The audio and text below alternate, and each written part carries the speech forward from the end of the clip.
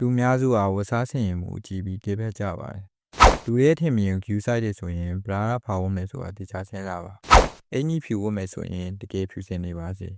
ရောင်မိန်နေရင်မဝတ်ပါနဲ့ခြေမွေးဘလောက်ဆွဲရမလဲမသိရင်လုံးဝမဆွတ်တာပိုကောင်းပါတယ်အင်ကြီးကခန္ဓာကိုယ်နဲ့ကက်နေရကောင်းပါတယ်ဒါပေမဲ့ချက်ထုတ်နေရတော့မှားတယ်လက်ပြရောင်ကဘရာဝယ်တင်ဆုံးရောင်ပါဒုတိယရောင်ကတော့မိကိုရောင်ပေါ့ခြေအိတ်ဆိုတာဘလောက်ရှိမများပါဘူးခြေအိတ်လမ်းလေးများများဆောင်းထားပါ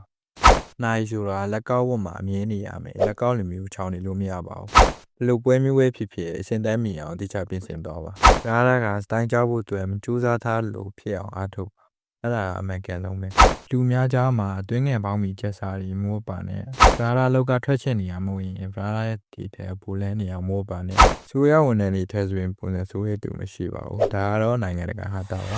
ဒါကတော့ကြည့်နေတာရှိရင်ကွန်မန့်မှာမိခဲ့လို့ရပါတယ်ချိန်ရရင်ကျွန်တော်ပြန်ဖြည့်ပေးပါမယ်နောက်ထပ်တစ်တွေတီးရဖို့ 87 fit ကိုလည်း follow လုပ်ထားပါအောင်